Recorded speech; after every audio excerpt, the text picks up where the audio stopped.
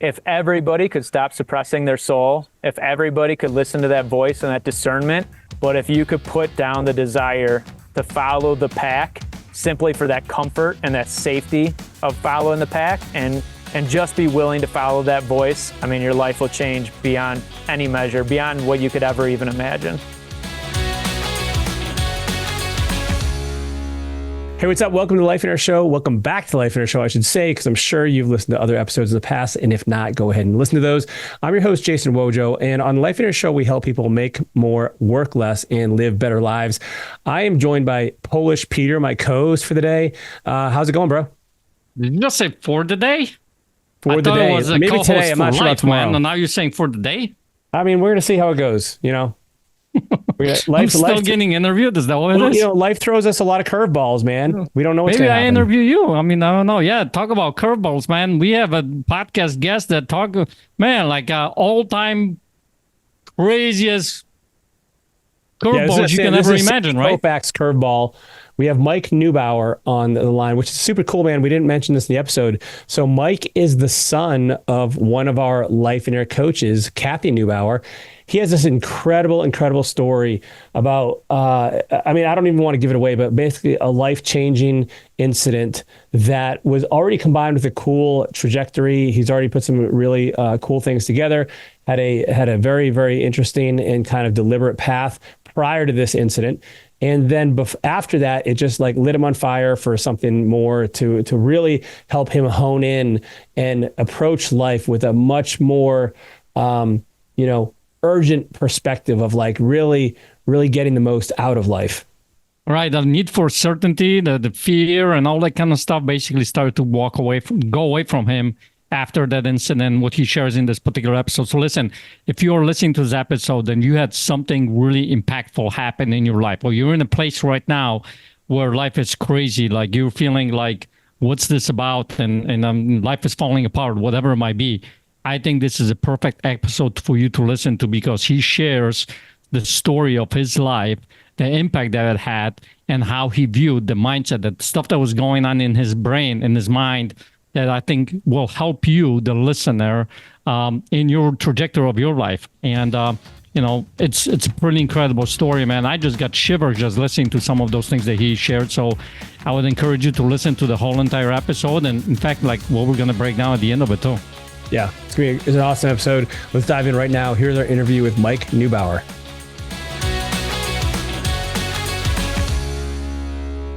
Mike, what's up, man? Welcome to Lifeonaire Show. Thanks for having me, buddy.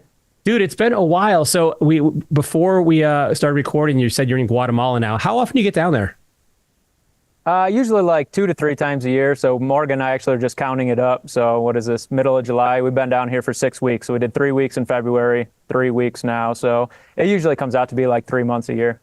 Man, okay. And so, and what happens to your business, by the way, while you're down in Guatemala? I mean, some things run better, some things don't. But I mean, we started this probably like 6 years ago now, and kind of just ripped the Band-Aid off and really built the business around being down here for a 6 week kind of term initially and see what broke along the way. And then that way we went and fixed what broke. So we thought we had things set up. Of course, it's never perfect. And then kind of learned the little things, like something as silly as somebody signing for closings. Like you just don't really think about that. And all of a sudden a deal pops up and you're stuck in Guatemala and you can't get to the title company to sign for the closing. I'm like, man, I never thought about that. Right. So just having authorized signers and stuff like that, like little things along the way. Mail is kind of one of the biggest pains in the butt, but little things like that they just don't really think about. So yeah, the business runs well now, but it's been 6 years of critiquing and tweaking the process. Right. Well, get yourself a twin, dude. Just get yourself a literal Mike twin. That'd be nice, right? That'd be easy. That might be coming one day. Who knows, man? The AI. Right. Well, and then for the people that are only listening and you're not seeing this on YouTube, like Mike is like outside in Guatemala, like this incredible background. So it's either like the best green screen ever that is flawless, or this is a real deal here. Love it, man. So let's rewind though a little bit. Like, so here you are running your business remotely, you're traveling internationally, but it wasn't always like that. Take us back to that first experience. And I love this story, where about the book, but like, talk about that first experience with Lifeonaire. and what that was like for you and where you were in your life. Yeah, so the first experience, kind of leading up to, we did Rich Dad Education. It's very expensive. Did a lot of these programs, and then with the Rich Dad Education, we got this event, technically for free, but we spent a ton of money for Vegas. And Sean McCloskey was there, and Morgan was like, "Do not," that's my wife, "do not buy anything else. Go to the conference, but do not buy any more stuff." And I was like, "I got it." And then Sean spoke on stage, and I was like, man, this is the one I need though, So we bought that, and she was, of course, excited that I bought something else. But then with that came Steve Cook was doing like a little mastermind kind of mini session just to kind of show people what it was like. And that was in Wisconsin. So then I told her, hey, this is what came with it. We're going to go do this. And I went to that little event with Steve, and I think Jackie Conkle maybe was there, but like maybe 10 to 15 people in the room. And that was kind of like the light bulb moment. And I came home. So we're there, and Steve had the Lifeonaire book and was like, selling it to people. And I was like, I'm good, man. I don't need it. And he threw it across the room to me and landed on the table in front of me. And he's like, this is a gift. If anybody needs it, it's you. So I was like, all right, man. I mean, free gift, I'll take it. But so in that meeting, he said, you go around and kind of share your, what you have going on. And I was super excited, to share, like, I got this going on. I got this going on. I'm doing this. I'm doing these types of deals. And he was like, dude, you need to stop doing all of that and just do one thing. So I went home not home, but to the hotel and told Morgan, she's very skeptical now because I've done this a million times and I always come home with a new idea. And she was like, what did they say? And I said, they said, I got to stop doing all this stuff and just do one thing, which for me was flipping houses at the time, just buying at the sheriff's sale, flipping them and selling them. And she was like, who are these people? I was like, I have no idea. But so what was your reaction to that though? Like, cause some people hear that and they're like, no, like you don't understand. Like I need all these businesses. Like, how did you receive that? You don't want to be wrong. You don't want somebody to tell you what you're doing is wrong, especially because I had a lot of pride that I was on the track to riches, but, Sean on stage and Steve in the room, like there's just something about those two guys that they just spoke with confidence. And, you could just tell they're speaking from the heart and they were doing what was best. So I don't know. It just kind of felt, as much as the pride wanted to say no, you could just tell that these guys are further ahead on this path with me. And, sometimes you just got to learn from others' mistakes rather than your own. And I definitely didn't want to listen to it, but for some reason it felt very right at the same time.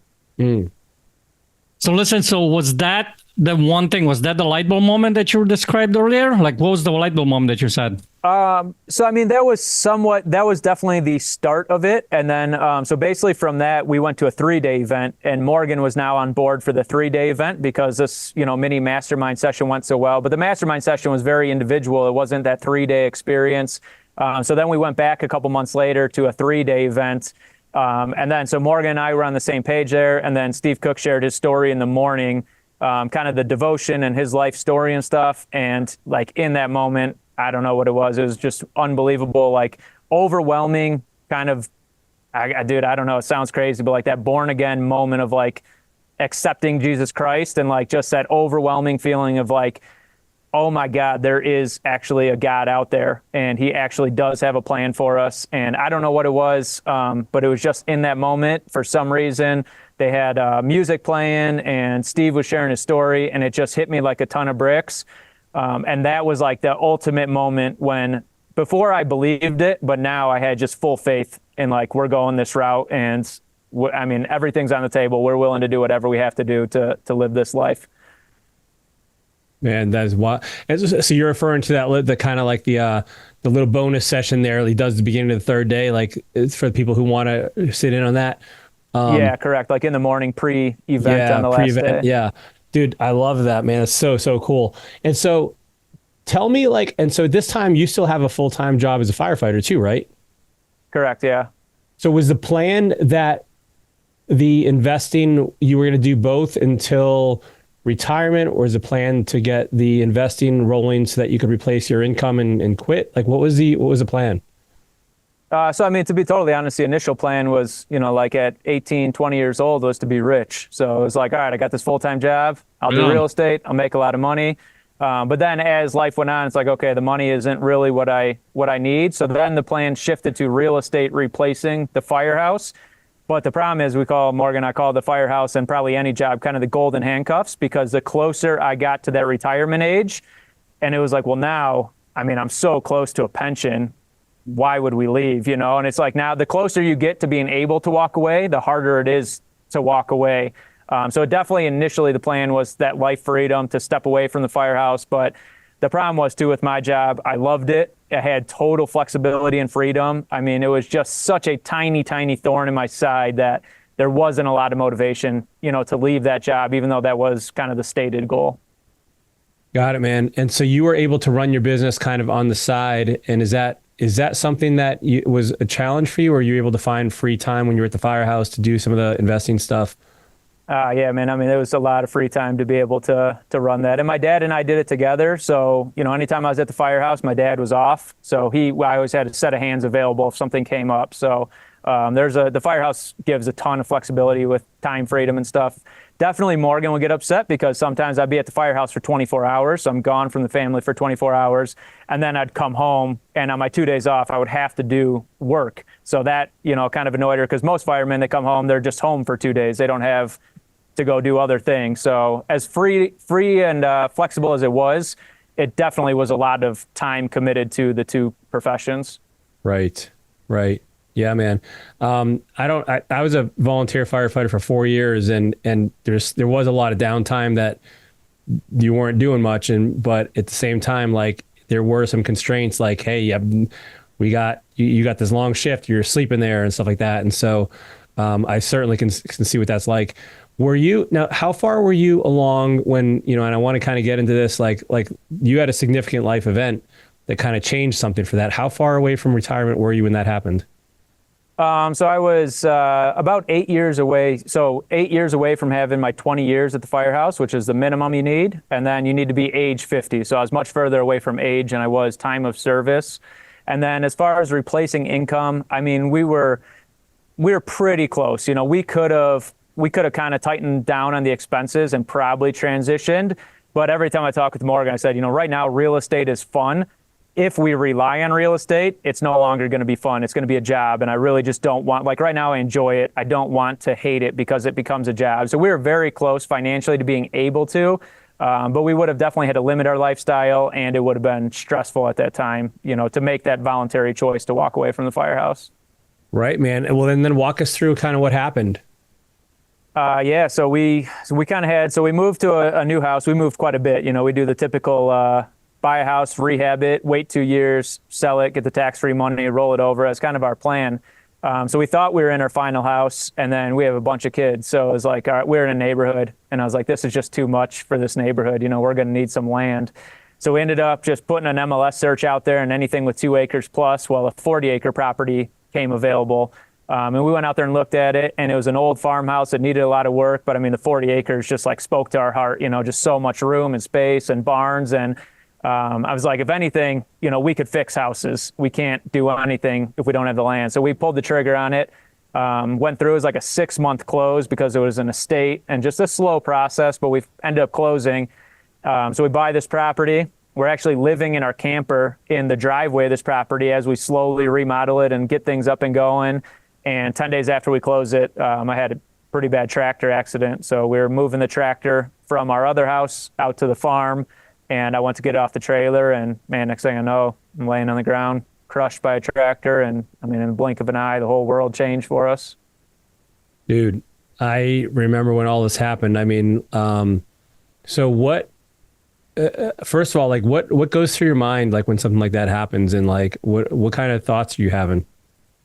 Man, I mean, the first thought is like, well, it's a mix of thoughts. It definitely, the whole world goes super slow. Like, it feels like you're just thinking very calmly and slowly. I mean, at first it was like a sudden, dude, what is going on? Like, why me? How is this happening right now? You know, and as a firefighter, I've been on the other side of those stories, and you just never, even as real as it is, you just never once believe, you know, that's going to be me on that side. So I had that first initial, like, man, I can't believe this is me.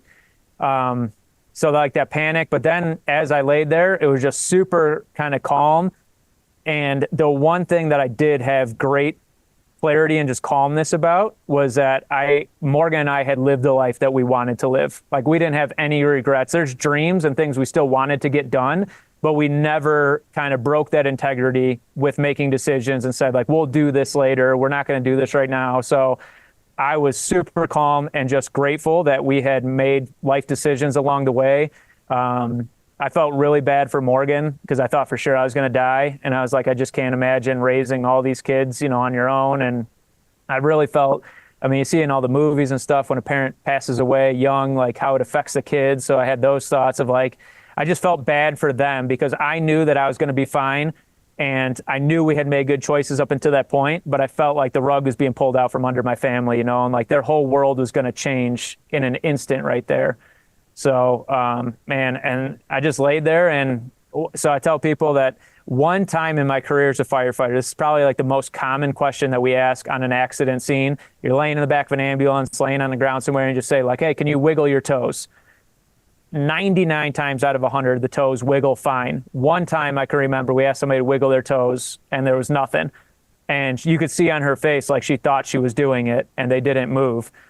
And I was just like, man, I'm in that boat right now. So I just kind of, you know, said a little prayer and I basically just had a conversation with God. And I thought, if I'm paralyzed, I think I'm just going to go to sleep and I'm going to heaven.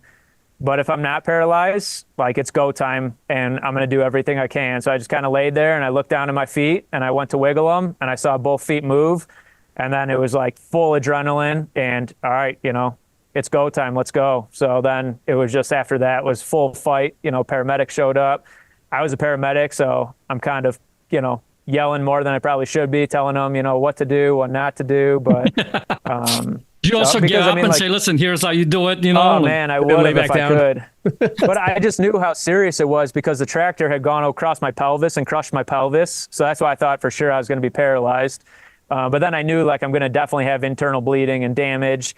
But at the same time, my right hand was ripped off. So it was kind of just dangling there with two bones sticking out. And I just knew how distracting that would be because that's out in the open. And I knew they would obviously see that right away. And then when you see that, you kind of get tunnel vision and forget that, oh man, there could be worse injuries here because you can't really see my pelvis. I have clothes on. So right away I was telling them, just forget about my hand, you know, cut it off. Who cares? You know, I got run over. My pelvis is crushed because they kind of just want to get me on a stretcher and take care of that hand. And I knew like I need a backboard. I need the full spinal stabilization way more than I need anything to do with my hand. So that's when I was kind of just, you know, yelling those types of things. I was yelling at them, you know, get a helicopter because we're kind of out in a rural area. And I knew, you know, time is life right now. And I just got to get in a helicopter and get to Chicago because nobody out here is going to be, there's just not enough people that can get to a hospital quick enough out in the rural area where in a helicopter to get to Chicago, they got staff waiting. So I was just, you know, yelling for that, you know, get me a helicopter. So yeah, it was pretty wild, man. My dad was with me too. So he's the one that called 911 and he's watching his son, you know, lay on the ground there. And so it was man, unbelievable. Never in my wildest dreams I think something like that would happen. Wow, man. And so then you're in the hospital, and were you ever, I mean, and I guess just every day was a fight and you just kept moving forward. Like, what was that like? Yeah, in the beginning, it was kind of an unconscious fight. You know, I mean, you're just going to surgeries and they're kind of doing what they want with you. You know, you don't really have a choice. You know, they're doing different surgeries and they're doing different things. So I got flown in to Loyola. So that's where I landed and the team was there. And you're just kind of flooded by different physicians and surgeons. They all have their own specialty, you know, so they're all trying to take care of their own thing. I mean, they're just yelling a game plan and what they're going to take care of first.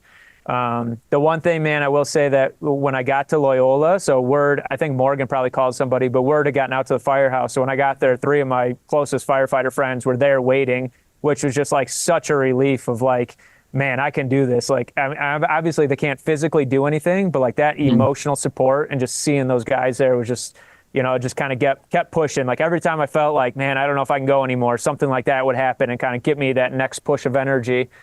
So yeah, it was about 2 days of kind of on and off surgeries. You know, you wake up in the ICU and kind of fall back asleep and you're rolling down into another surgery, wake back up. And then after maybe 3 or 4 days was when the real struggle, you know, now it's like your conscious mind is there. Now you got to fight and you're looking at your hand is on fire because all the nerve damage. And at first it was like, I was so excited because they put my hand back on and I thought, no way. but then you realize you can't use your hand. It's on fire. It hurts. It feels like knives in it. And it's just like every day, you gotta go to the bathroom, but I'm not paralyzed, but I can't move at all. I can't bear weight. I can't sit up, so you rely on somebody else all the time. They're just poking you with needles and giving you shots. And that's when it was tough. And it was a year after COVID, so it wasn't the end of the world, but it was only one person could come visit and they were limited on time. So that's when it really hit me. Like I realized, man, people during like COVID being stuck in the hospital, like the depression and the fight to just be alone in a hospital was by far the hardest part. When Morgan would leave, like the nurse would come in and say, time's up, you got to leave. And dude, I would just cry, like, dude, I'm stuck here now for 30 more hours until anybody can come in here again. And that was definitely the hardest part, man, sitting there. So. Dude, man. And then I know, I know a bunch of, Steve went to visit you and a bunch of people from Lifeonaire and so what was that? Like, you have this instance and you have a lot of alone time, and I'm curious, like, where your mind went with that. Like, did you feel like you had a second chance? Were you angry? Were you like, you had a lot of time to think, and like, I'm curious, like, what came as a result of that? Yeah, man, way more time than I ever wanted to have to think. It was pretty brutal. So it kind of went all over the board. So I will say, people talk about having depression, and I never once in my life had depression. I couldn't relate, but in the hospital, I definitely had depression. I could relate of like just that feeling of overwhelm. Like you feel like there's nothing you could do. You feel like there's no light at the end of the tunnel. Like, yeah, I mean, even question. I mean, like I said, I had that clarity moment of like, all right, I'm ready to fight. If this is it, I'm ready to fight. And then it's like, man, I would have just been better off if I just closed my eyes. Like, what am I doing? Like, this is terrible on everybody. I'm laying here. Morgan's back and forth to the hospital. My kids are living with my cousin. Like, what kind of life did I create by living here? And so definitely the lows of the lows. My kids were just getting to the age, like we'd play basketball, we ride four-wheelers, they were skiing with me. And I'm like, dude, I'm never going to be able to do that. Like, that was kind of what I put my fatherhood on, is like doing those things with the boys, toughening them up, going and doing sports, and like really kind of building their character through that. And I was like, dude, that's going to be ripped away from me, just having all these thoughts. And there's one show on TV where just by chance, it was like this Alaska show, something, and some lady fell off a snowmobile. And then like, she was like, I decided I'm not going to let that snowmobile win. I'm getting back out there. And then all of a sudden I'd like ride that roller coaster back up, and be like, yeah, me too. I'm getting back out there. And it was just like up and down, man. It was really tough, and I've never had to depend on anybody. And in those moments, there was no independence. I depended on somebody for everything, man. If I had a scratch on my face, I could barely, get to it because I just had wires and cords and IVs and stuff. So it was a lot of time with my thoughts, which probably good that I had those experiences. I could relate to people a little bit better now, but man, I was begging to get out of that hospital. It was brutal. The isolation of sitting there, and it was really tough. Dude, as you're explaining it, I'm feeling it. Like, and I'm curious, like, how would you say you've changed as a person as a result of that? Like, do you have any philosophies or views? Certainly it feels like you've been humbled. It feels, and not that you were like egotistical or anything like to begin with. Like, I don't want to give that impression, but like, I don't know, like, so like the volatility of life, the fragility of it. Like, I mean, what are some of the things that you really like, how you feel like you're different now versus then? Yeah, I mean, man, I like to think that I don't have a big ego, but at the same time, I think all Americans, feel like they're in control of their life and they feel like they can always push through. So it definitely helped me realize that of, even if you feel like you're in control, you're making all the best choices, you still depend on God for, when you're in a situation like that, you depend on God that he's going to put the right people in place, that the helicopter is going to get there in time. All those things are just out of your control. You have no control over what surgeon shows up. You have no control over how good they are, how much sleep they got. I mean, a million factors. So definitely that, when I feel like things aren't going right, sometimes I realize, what, I just need to step back because I'm not in control. I need to kind of look at the bigger picture. So that's one thing. The other thing is, like I said, I've never dealt with depression. I've always been the kind of person to say, just dude, get up and do it. What are you doing? Like, you got to get out of bed. If you want to get better, you got to get out of bed. And granted, physically I couldn't, but even if I physically could, my mind would have never let me get out of bed. I mean, I was depressed, just laying there, and you just don't realize how much control the mind has and how big of a struggle that is when your brain is saying like, just give up. This is too hard. What are you doing? I mean, the thoughts, it's like, it's thoughts you've just never even knew you could have before. So the ability to understand people and relate to those types of struggles, I don't think I ever would have been able to relate to people, if I didn't go through that. But the final thing, and this is what I tell people, is like, I feel like for sure, but I feel like a lot of people suppress their soul. I mean, like once I got out, and there was like maybe 4 months after when I started to be able to kind of get back at things, I realized, oh, my hand's going to work again. Around 4 months, I was able to take my first steps. So it was like, okay, I'm going to walk again. And I realized that as much as I thought I was living life, I was also putting off life a ton. And I was suppressing like that true deep desire of the soul. I need adventure. I don't want to go by what the world says. I want to go by kind of what the discernment says I should be doing. And as much as I thought I was doing that before, when I was like that close to death, and you realize how short time is, even when you think you're living life by discernment and you're following God's path, there's always that small human voice that says you have time. You can wait. You're only 32, 3 at the time, whatever I was. And you always feel like you can wait a little longer. And even if you feel like you're going down that path, you're really kind of delaying a little bit and stalling. And I just call it soul suppressing now. Like I realized, man, I was suppressing my soul a lot. And now I kind of have a, no holds bar attitude of, if there's a discernment, if there's something in life that we're supposed to do, supposed to go after, supposed to whatever. I mean, it's kind of like burn the boats and let's go do it. I mean, it's just I'm much quicker at making decisions like that when I feel that discernment of, hey, this is what you're supposed to be doing right now. Man, that's powerful, dude. Yeah, well, man, I mean, your story is incredible, man. I mean, I know some of that story, and I think listeners are starting to learn about it. Like you've been in the hospital. How long you were in the hospital, by the way? Man, I was only there for about a week. They wanted to send me, they want to keep me, and I kept saying, like, what they said, you got to track your blood work. We got to make sure. And I was like, what's it been for the last 3 days? And they're like, it's been the same for the last 3 days. I was like, then get me out of here. I was like, it's not going to change. I'm going home, So I was only there about a week, but I was fighting everybody from my dad to my wife to the doctors to the nurses. I was like, I can't do another day here. I'm going to lose my mind if I stay here any longer. So. Right. And then your rehab after that, you go learning how to walk and all that kind of stuff. How long that take? Yeah, it's probably about 4 months of like intense rehab. And then about the 4-month mark is when I was able to kind of stand up with a cane for the first time. I was able to start, doing some things. So little by little after the 4 months, it got a little bit easier where, Morgan could leave me at home and she could go do something without worry that if I fall out of the wheelchair, I'm going to lay there, So 4 months of, like totally dependent on other people. And then after that, I'd say around the year mark is when I started. Between 4 and 6 months, it was like little by little. And around the year mark is when I started to gain confidence of, man, I'm gonna get close to back to normal. I think I'm gonna be all right. Wow, that's crazy, man. So listen, let me ask you this, because I mean, this is a long journey. And you could have literally, like you said about the things going in your mind, right? Like up and down the roller coaster, right? And any moment, you could have probably just given up. This is it. I'm done. Over, right? So I'm just curious, like, what kept you going? What got you through it? Because I think someone probably listening on this particular podcast, it may not be, run over by a tractor, but they got some crazy things going on in their life, whatever that might be, right? Depression or whatever. What do you think that got you through it?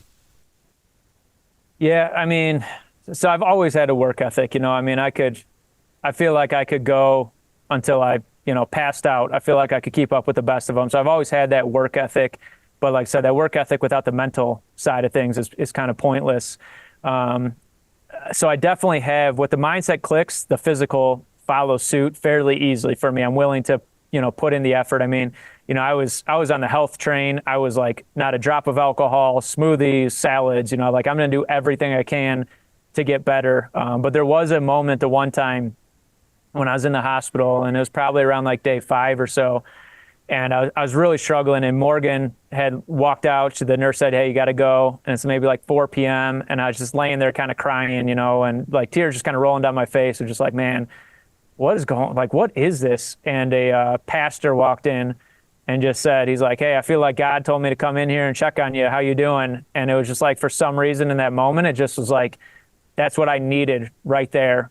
So he was just talking to me, and I think that it's kind of amazing, because I think that guy probably tells something different to every patient depending on what they need. But he was just talking to me, and he just said, man, if you read the Bible, nobody had an easy path. He said everybody had struggles, but every struggle, every obstacle that they overcame, it just made them stronger. God put those obstacles in their path for a reason, and they have to overcome those things in order to start the next chapter of their life. And he said, you see it in story after story in the Bible, that every time they overcome one of their obstacles, they're better for it. And he said, you just got to look at it. Maybe this is that obstacle. Maybe God put this in your life for a reason, and maybe this is meant to be purposeful, and it's what you needed for the next chapter. So that was really what helped that mindset switch of kind of that, not poor me, but a blessing, of, hey, man, if this is preparing me for something greater, I was content and happy with life before, but if we got something greater coming and this is what it takes, let's do it, So I tell people, if God told me the story up front, I would never have done it. I would have been like, yeah, no I'm way, like, dude. couldn't maybe a little bit easier? Come on, does it have to be that bad? Exactly. Right? But, now on the other side of it, if that's what it takes to kind of start that next chapter, and who knows what that story looks like, but if that's what it takes, I mean, I'm better for it. So. Yeah, man, I love that, man. That's a great way of looking at it and switch. And those moments, I think, man, so many people, the more I have conversations with people, we all have these little moments, right, that are so impactful, make such a huge difference. I'm curious also, too, because you said at one point in this conversation that you bought this piece of land, 4 acres house, you were living in that, RV, you were fixing the house. Whatever happened to that house? Yeah, man. So I think you probably know the story, but such another blessing. Dude, it was unbelievable. So many stories come out of just this one story, but, so Steve Cook kind of put the message out there. So the firefighters were stepping up and kind of helping. They built a ramp at the house, and, just trying to kind of make sure it was at least able for me to get in and out if needed. But then Steve Cook kind of put the word out to Lifeonaire and said, hey, we got a guy that was a part of Lifeonaire.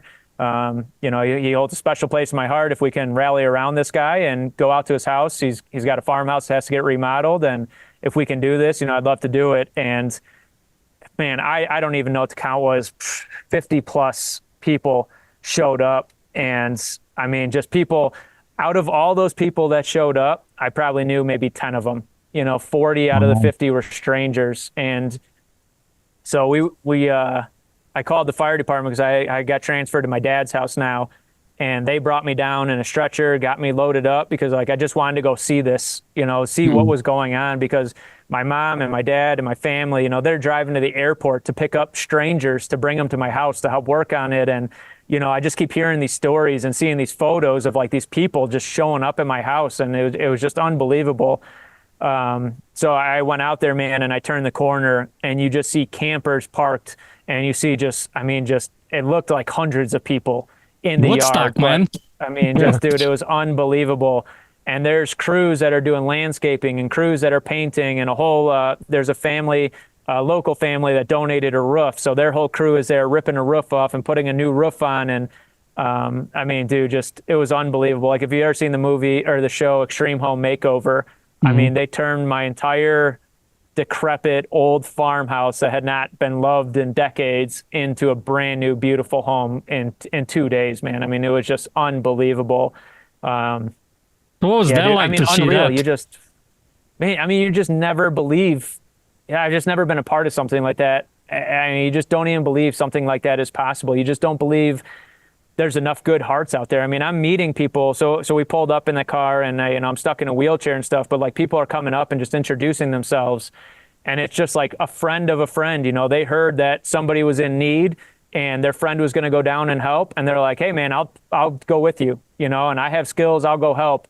and people who showed up that had no clue how to remodel a house, and all of a sudden their skills are put to use. You know, they're working on maintenance on the tractor that got destroyed, or they're prepping food for the team, or they're leading devotions. I mean, just unbelievable orchestration of talents and people just showing up. And the greatest story that I share from that, I mean, for me, it was unbelievable, but there's a firefighter that I know pretty well, and he had wanted to go to church. He's gone to church a number of times, and he just never found that connection. And he said the problem was every time he heard the message from the pastor in church, by the time they got to the parking lot, the way the people in that congregation lived was totally contradictory to the message. They were all with their hands raised, and we agree, we believe, take care of one another. And he said by the time they got to the parking lot, they're gossiping and they're talking about these people and putting these people down. And he said it felt so fake to him. He said the whole message seemed fake.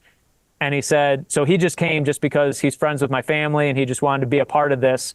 But every morning they led with devotion. And he said, I've just never in my wildest dreams, I've never seen anything like this in my life where people truly practice what they preached. He said, this is what the pastor talks about every Sunday. And he said, in that parking lot, it is all the exact opposite. And he said, I've never seen this lived out. I've never seen what he talks about the Word of God. I've never actually seen it in real life. And he's like, this has been amazing. He said, this has just been such a blessing for me to be a part of this, because this is what I desire. This is the type of church I want to be a part of. So just such a blessing, because it just, obviously it was for me and my family, but just to see how individuals that are part of it, how they were touched along the way. And man, I got some great friends that I didn't know before that all of a sudden are, you know, great friends in my life now that just showed up blindly to go help, you know. And yeah, I don't know, man. It's for sure that weekend changed my outlook on life in general and human beings and, you know, are people good, are people bad? And just to what we're capable of, man. If we all just put our talents together and just say, like, I don't know what I'm going to do, but use my talents how you can, and let's go change the world. I mean, it was kind of a moment in time to be able to see what we're all capable of, you know, when somebody puts together and orchestrates that. Yeah, that's pretty incredible, man. I mean, it is amazing when we get together or we come together as one, what we can do as human beings, man. So one more question I have for you, man. Let's say I give you this horn that you can speak to the entire humanity right now for the next 5 minutes. What kind of words of wisdom that you pulled out of this whole thing that you could share with people that are listening to this podcast right now? Man, it's super simple. I talked about the soul suppressing. If everybody could stop suppressing their soul, if everybody could listen to that voice and that discernment, I feel like God knows, and he knows what he's speaking to you and to Wojo and to me right now. If everybody could listen to that little voice and not follow the voice of the world, you know, not to get super spiritual and everything, but not follow that desire to fit in and to do what other people are doing because it's comfortable, but to follow that simple little voice in your head and just go out there. If we could all do that, I feel like this world would just be amazing. And I know for us personally, that fulfillment, that just overwhelming joy of satisfaction of following that voice, because the problem is you don't know where that voice is leading you, and that's the scary part. And it feels so wrong because everybody else is going a different path. But when we follow that voice, it's an individual voice for each of us. That path is going to look drastically different for each of us. So there's not going to be a common path. Nobody's going to be living life the same way that you are if you follow that individual voice that you're hearing. But I mean, I just think, dude, it has just been so absolutely, I mean, fulfilling. And just to see the blessings on the other side of that keep popping up for Morgan and I, it's been wild. And I think that would be the thing of just, it's so difficult. But if you could put down the desire to follow the pack simply for that comfort and that safety of following the pack and just be willing to follow that voice, I mean, your life will change beyond any measure, beyond what you could ever even imagine. Yeah, I wonder why you have that shirt on that you have right now. Yeah, the Be the One shirt. There we go. Yeah. For those of you who are listening to a podcast, he says Be the One on the shirt. Love it, man. It's tough, man. It's tough. So, Mike, just to close the loop for people, like that's an incredible, like really, really wise parting message. To close the loop for people that are wondering, like, whatever ended up happening with the fire department, whatever ended up happening with the business, like, bring us up to speed on where you are now and what life looks like. Like, what do you guys spend your time doing? You mentioned Guatemala a lot. How has all this come together, and where are you now? Yeah, so I wasn't able to go back to the firehouse due to my injuries, mostly because of the hand, the nerve damage in my hand. So I have a lot of lack of mobility and then lack of sensation in my hand. So that's the main reason that I couldn't go back. But so I did have to leave the firehouse. Luckily, about a year before my accident happened, we were starting to transition into commercial real estate. And we bought our first apartment complex. And man, I mean, talk about like the blessings of God. Never was I looking for that. I never would have thought that's where we were going to go. But I had a guy that I met actually in Guatemala on a mission trip, and he does apartments. And so this is a year before my accident. And we ended up a deal coming up in the town that we both live in. And he does much bigger stuff. So he said, hey, this is kind of small for me, but I know you do real estate. You know, if you're interested, I'll partner with you on this. And, you know, I'll kind of hold your hand along in case something pops up, but you run the deal for us and we'll kind of make this happen. So that was a year before my accident. It was the greatest deal that we had ever done. I mean, just unbelievable. And the efficiency of the commercial world versus individual houses, the amount of money that comes back from doing that deal was just, I mean, it was just unbelievable. So I cut my teeth and kind of learned a year before my accident how to do this commercial world. And then when my accident happened, I mean, it was scary as could be as far as financially of, you know, how are we going to get through this? But I also knew the commercial world now, and I had confidence that I can go after this commercial world where the dollars are just much larger. And I have the confidence because I have this experience behind me now to go after this. So we transitioned from residential real estate. And like I said, it was always kind of the idea to replace the firehouse, but it was never really a goal. And the residential real estate it was $100, $200 a month, $300 a month. You know, when you get a rental, it's like it cash flows a little, but I mean, it's just not going to pay a full family. I mean, we got 6 kids, dude. It's not going to pay all the bills. It would just take too many houses in too short a time to cover that gap. So we switched into the commercial world. We do apartments and storage now. And then the T-shirt, we started a family office here in June, which is basically a multifamily office where we're going to open up 50 spots because same thing, I had built and I felt very confident in what I was building. But I realized after my accident, like Morgan did not want to go run this little mini real estate empire that I had created. You know, like everything I had done would have been for nothing. I mean, they would have just sold things off, cashed everything out. And the whole idea of the real estate is really it pays off in the long run. It's not making you rich tomorrow. It takes a long path.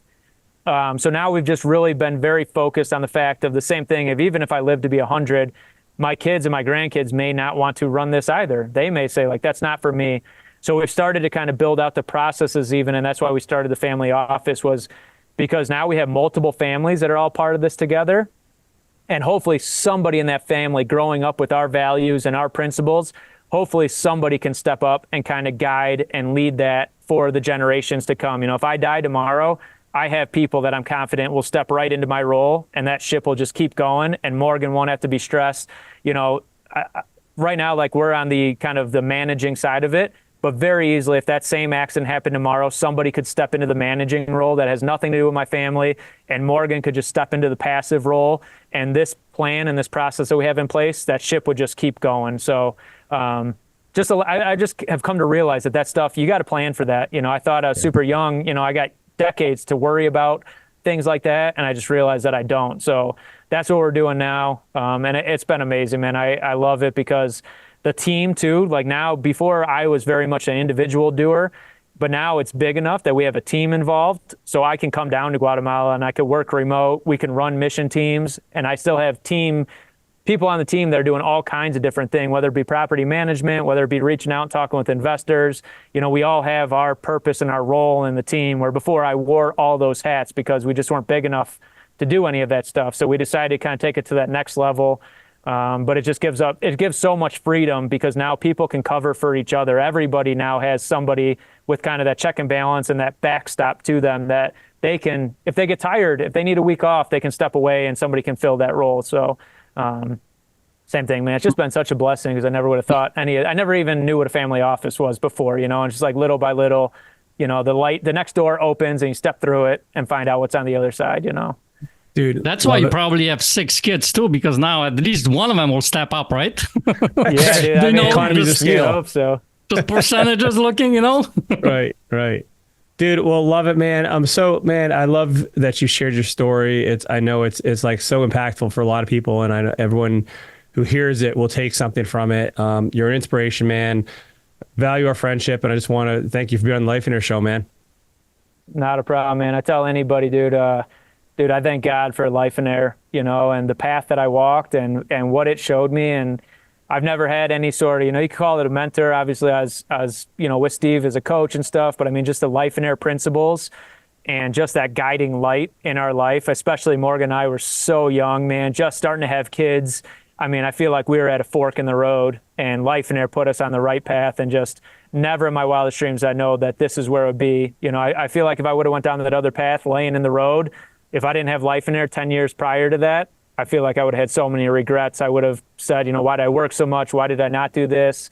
I mean, man, we adopted kids because of Lifeonaire. We changed our entire life because of Lifeonaire. We came down to Guatemala where we lived for 3 months a year. The first trip ever was with Lifeonaire. I mean, yeah, dude, I thank God for those moments, dude. Sean selling me on that stage and getting me to believe that we could do it, and Steve in those moments, and everybody along the way on that path. I mean, it changed my life forever, for sure. So, love it, man. Love it, dude. Well, thanks so much for sharing, Mike. All right, guys. We'll see ya.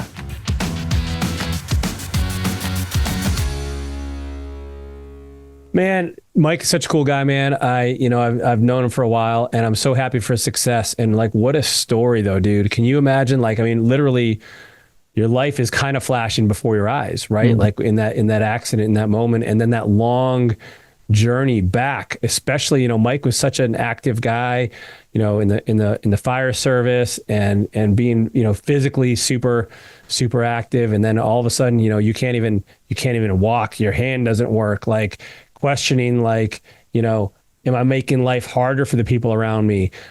Should I even be here? Why me? And then having that attitude of not giving up, and then really all that time alone, especially with the COVID stuff and like the limited views and the depression.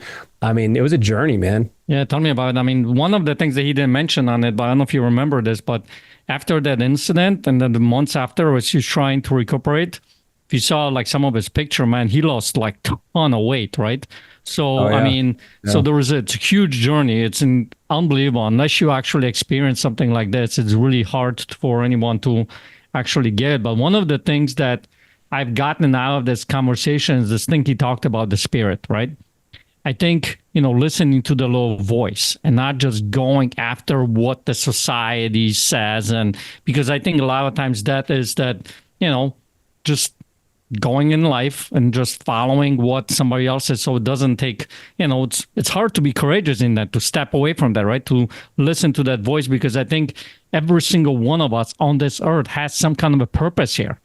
And also not being able to get that spirit kind of like crushed or muted or whatever you want to call it, such a huge thing, because and I think that's what happens a lot of times in Lifeonaire. People are finally waking up to follow that spirit, that voice that's telling them, this is where you need to go. This is what I need you to do, kind of a thing, right? Well, he called it suppressing his soul, right? So that was the terminology he used. Right. And it's what you said. It's like listening to the nudge, right? Yeah. Like, and when you feel, and actually, dude, it's funny because I'm writing this section in my book right now about this, how, instead of listening to the nudge, we kind of just look around and do what most other people are doing. And when you do that, like oftentimes that nudge, like you can start to feel a discrepancy, a gap between where you're supposed to be and what you think you're going to feel and what you're hoping to satisfy with what your reality is and your experience. And so what you got to look at is like really like that, take a moment to reflect. And in Mike's case, he already had some of this. Like he talked about how even previous to the accident, he was already kind of moving on that right path. He was already kind of doing some of the right things. And if he had passed, like he wouldn't have had like a lot of regrets, but it just added fuel to the fire. It made him move more quickly. It made him move more decisively to take those actions that, he's not going to say like, oh yeah, someday when, or like, we'll do this later. It's like, now is the moment, because, as trite as it sounds, like we really don't know when that time is. And so he experienced that. And so having, and people sometimes make those changes only after a dramatic life event, right? And so like he had this experience that I have no question will allow him to live the rest of his life, however long it is, with much more urgency and really a prioritization of the things that are most important. Yeah, and it's, keep repeating this. I mean, listen to the nudge, because it's such an important thing. And I hope this podcast episode for you listener is something that gives you some inspiration, gives you something to look for. You know what? I may be going through a tough time, or I went through tough times, and I've had these moments in my life, right? What kind of lessons can I learn out of that moment? How can I interpret that moment that's going to help me move forward in life, that's going to have an impactful moment on my life, so that I can make a difference for myself, my family, or for others, And when you start looking from, because he mentioned several of those little moments, right? Those moments that had such a huge impact on him, but a lot of it has to do with the fact on how you see that moment, how you interpret that moment. And that interpretation, I think, helped him to be able to step out. And now he's doing deals that he's never done before, right? And we're not talking about the deals, but yeah, I mean, we started talking like after the episode finished recording, like of how he's just grown and grown and grown and grown, and it's just been super cool to see. And he gave Lifeonaire a lot of the credit for things, but like he's the one who took the action, right? Like we were just there to help guide him and give him the support, and he's a really great illustration of the kinds of things that are possible. Like when you really dig in, and he has so many great traits that have allowed him to be successful. He's an action taker. He really has a good perspective. He's smart, and he's utilized all these things in the right direction in his family and in terms of business and all these things, which is really, really cool to see, man. Yeah, it's pretty awesome, man. I mean, even from my perspective, seeing him go through all this, the accident and the recuperation of some of the things that I've seen on Facebook, they were posting things like that. It's like, it shows you how powerful we human beings can be. Meaning like to go through those kinds of things, getting through it and end up on the other side. Well, he's sitting here right now. You know what I mean? It's pretty incredible. So I just hope that people listening on this episode look from the perspective, man, I can do this. I can make this work, right? I can rock this out. And that's why we talk about this, having the vision for your life, creating that vision, because otherwise, you don't have that, something that you look towards in life, this light at the end of the tunnel. Mike called it the 3-day event. And what he was referring to earlier in the episode was the Get a Life Getaway, where he really crafted that vision for his life. And that was kind of the guiding document, the North Star for where he wanted to kind of go. And so that was his guide. Back in the day, we used to call it the 3-day. That was before we had the Business Builder Workshop. And so that is a tool really that, all of us have that vision, and let Mike's experience help motivate you to take action and not put things off until someday when, and create your own vision, start taking action and steps in that direction. Listen, we hope you guys have enjoyed this episode. We hope you do something with it. Like, all these episodes aren't meant to just be like entertainment. We really hope they are impactful and educational, and more than anything, like inspirational, that you actually can go out and make a change in your own life using what you hear on these episodes. So leave us a review, leave us a rating. We would love it, as well as maybe most importantly, share it with somebody who you think needs to hear this message. This world is full of people that are struggling or that are facing a challenge or obstacles in their life that need a little inspiration just like this to move themselves past that point and get on the path towards progress. And so do them a favor and help them and also help us reach more people by sharing it. Sounds like a plan to me, man. We will see you guys all next week on the next episode. Take care, everyone.